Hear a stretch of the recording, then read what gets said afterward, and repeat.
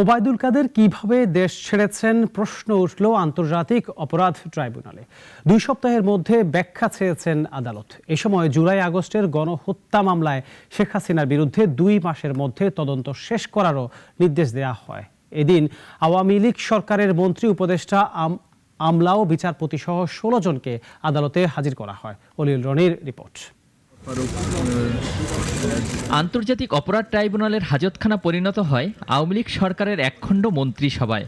জুলাইয়ের গণহত্যায় এদিন হাজির করা হয় দলটির সাবেক 12 মন্ত্রী, 2 উপদেষ্টা সহ 1 সচিব ও সাবেক 1 বিচারপতিকে। পুরো সময় কেটেছে সবার খোশ গল্পে।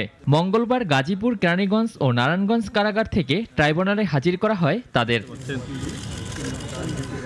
এ সময় হাস্যোজ্জ্বল ছিলেন ইনু মিনন সহ বেশিরভাগ নেতা। সবথেকে বিমর্ষ দেখা যায় জুনায়েদ আহমেদ পলককে।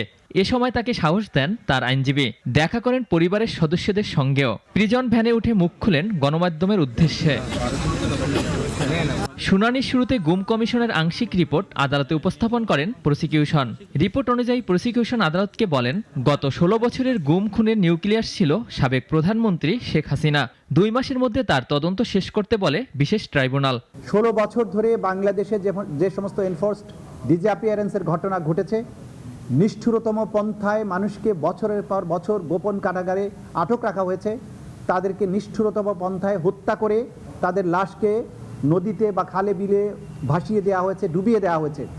এই অপরাধগুলোর সাথে প্রধানমন্ত্রী, তদানীন্তন প্রধানমন্ত্রী এবং অপরাধের নিউক্লিয়াস শেখ হাসিনা সরাসরি সম্পৃক্ত ছিলেন মর্মে সেই কমিশন তাদের মতামত ব্যক্ত করেছেন। ওবায়দুল কাদের কোথায় সে প্রশ্ন ওঠে ট্রাইব্যুনালে। প্রসিকিউশনের দাবি, গ্রেপ্তারি পরোয়ানা জারির পরও দেশে ছিলেন কাদের।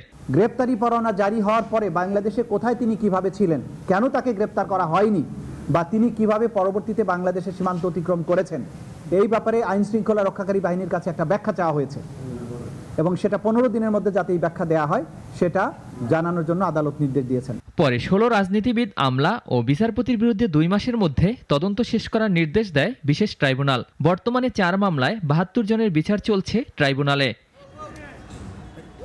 ওয়ালিউল রনি, নাগরিক, ঢাকা।